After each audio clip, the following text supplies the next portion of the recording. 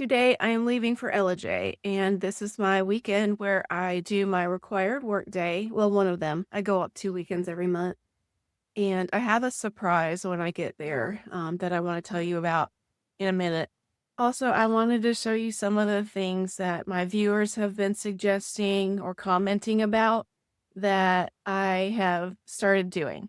So, one of the things that my viewers were telling me was that if clear glass isn't selling for you, then you need to give people an idea of how to use it. So, several people said that the fancy crystal decanters that people were using them for mouthwash in their bathrooms. Now, my bathroom is so tiny that I basically just have a pedestal sink. So I don't have room for anything fancy like on a bathroom counter or anything like that. But this is what I decided to do with my candy dish. You could put cotton balls in here. I'm just using it for these things that I use to clean my Invisalign retainer. And I had this candy dish in my booth for years and it never sold. It's really pretty. You can see the design on the cut design on it. Nobody really keeps candy on their coffee table anymore like they used to, but you can definitely use these pretty containers around your house. This little compote, I guess you would call it, I think I'm going to use it for earrings. So basically, that's what I decided to do. I took your suggestions and I like the way this looks. Hi, Callie. See Callie in the mirror. Okay, so the surprise that I have when I get to Ellijay is that a couple of weeks ago, a viewer from YouTube came into the store asking for me, and she came on a Sunday because I had said in my videos that I generally work on Sundays. I just don't work every Sunday. I only work 2 Sundays per month, so I missed her on that first visit. But my friend told me that she had been there, and then they did come again 2 weeks later. Marla is her name, and her husband, and they brought me a gift haul. So they brought me a box full of vintage and antiques as a gift. And I'm super excited to get up there. And I figured what I would do is make an unboxing video when I get there, when I get the box. So first I have to go, to the cabin and drop off all the pets. And then I can go downtown and get to the store and get my box. So what I'll do is I'll probably do an unboxing video at some point during the weekend from up there. But in addition to bringing me the gift, Marla and her husband bought a bunch of stuff from our store, not just from my booth, but from a couple of other booths as well. And one of the things that I'm super excited about that finally sold was my covered wagon metal art that I have on my pegboard wall above my focal point. I have two focal points. One is in the front of the booth as you come in, and then one is on the back wall. And I work really hard on those two focal points. I had had that covered wagon metal art forever. When I got it, the manager of the store, he said, "You didn't put enough on that," because I priced it when he was there. And he was like, "You just didn't put enough on that. That's really nice." And so he was like, "You can always mark it down, but you can't mark it up." And he was right. So I held on to it for a couple of years, and I did end up marking it down because, like I said, it just wasn't selling.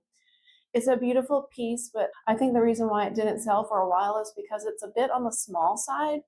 I had a couple come in and they were looking for something for their mantle, and I guess they had a rather large space over their fireplace because they ultimately decided it just wasn't big enough. So I'm super excited that it sold, and I already know the picture that I'm going to put in its spot. So I'm going to redo that pegboard wall, or rearrange it a little bit, and put a new oil painting up there. So all of that is super exciting. I can't wait to get up there and get inside that box and show you my gift haul. So I just thought, since I have procrastinated until the very last minute about pricing these items, I'm sure you've seen them in my recent estate sale haul video is where I got most of this stuff, I think.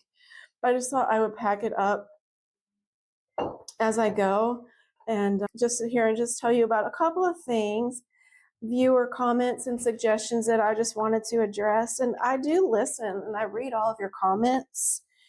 I had a couple people tell me that my white price tags look cheap, and I don't think they were trying to be mean. I think it was constructive criticism. In fact, one of the people who told me that it looked cheap, she was like, and I don't mean that in a mean way, you have a lot of really nice stuff in your booth, but your price tags look cheap.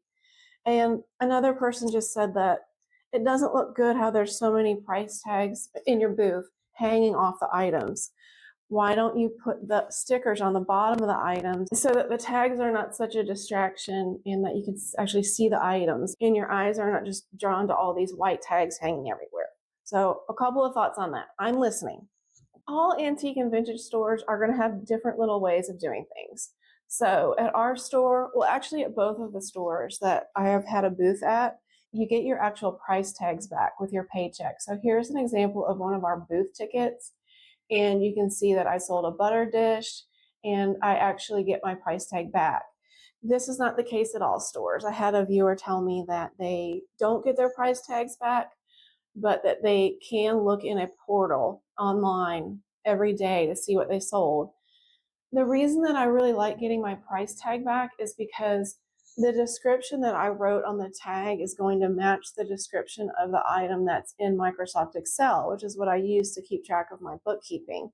So the bookkeeper, she's going to write in Microsoft Excel, she's just going to write butter dish. She's not going to type out that it's an Anchor Hawking butter dish. Another way that you can deal with something like this is to have an inventory control number or something like that. I don't. I just try to make my tag as descriptive as possible, both for the buyer and for myself when I'm doing my bookkeeping, because I keep track of everything that's sold. That said, these string tags, let me show you. When you have something like that has a handle on it, like this, they're so easy to get off at the register because the cashier has to take every single tag off of every single thing that sells all day long. And when we get really busy during our busiest months, October and November, we'll have people lined up, at the register, and it gets a little bit crazy in there. So this is so easy to remove. You just take scissors, take it off, and tape it to the booth slip. When I have something like this, I could put a sticker on the bottom of this, but it's going to cover up the Fire King logo, and I don't want to do that. I'm going to take one of my price tags and write it, and then I'm going to tape it on like this.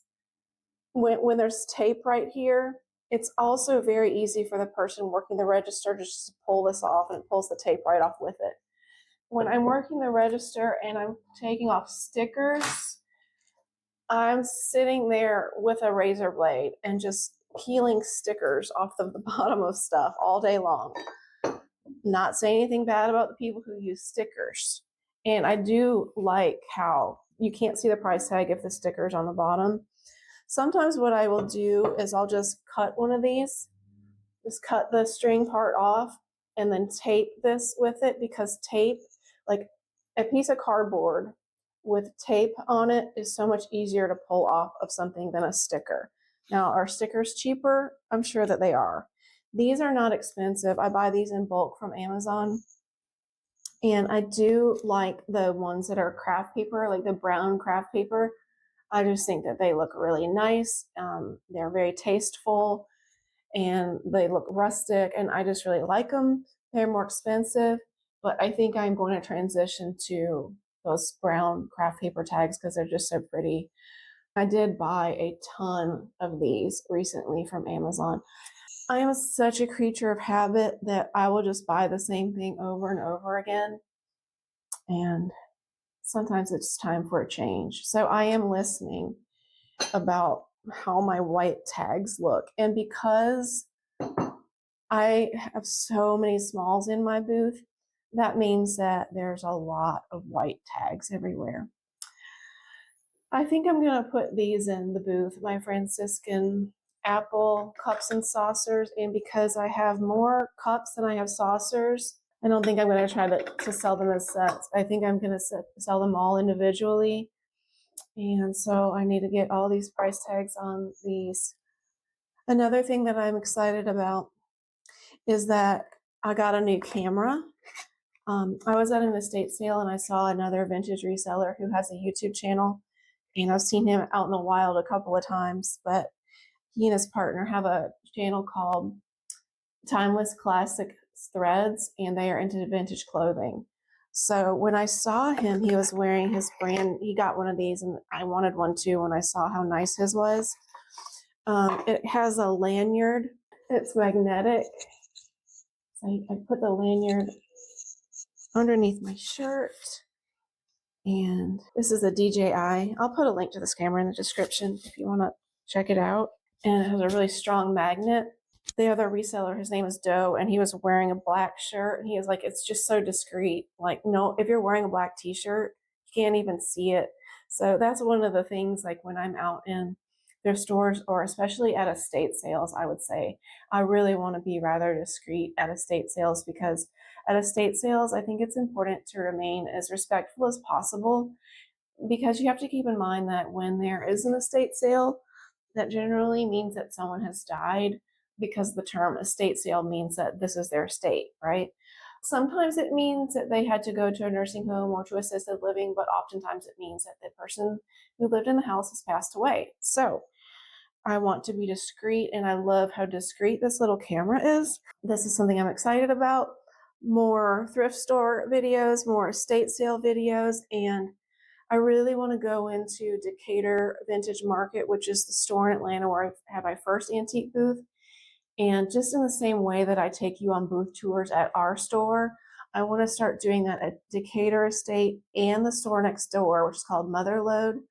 I just kind of need to get out of my little area of Atlanta. I'm such a creature of habit. I go to the same like 4 Goodwills all the time, and I need to expand my radius of places where I shop. So I'm excited about all of these new developments, the videos that are coming up, and the hands-free filming that I'm going to be able to do with this. Because in the past, I'm having to hold my phone with one hand and pick up items and turn them over with my other hand. And now everything's going to be hands-free. I think it's going to take me a little bit of practice, just making sure I'm wearing it at the right level for people to be able to see the entire shelf that I'm looking at in a thrift store, for instance. I'm definitely listening to your comments, and anyway, I'm just, sitting here at the very last minute trying to get all this stuff priced, and all I've done is talk and not price. So it's probably time for me to just get to work and end the video, but the next one is going to be the mystery gift haul box unboxing video, and I look forward to seeing you for that. See you next time. Good morning, Penny. Good morning.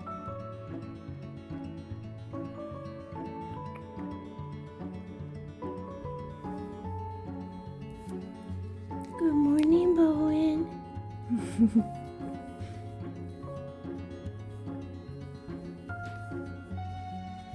Bowen. Good morning, Ruby. Good morning, Bear.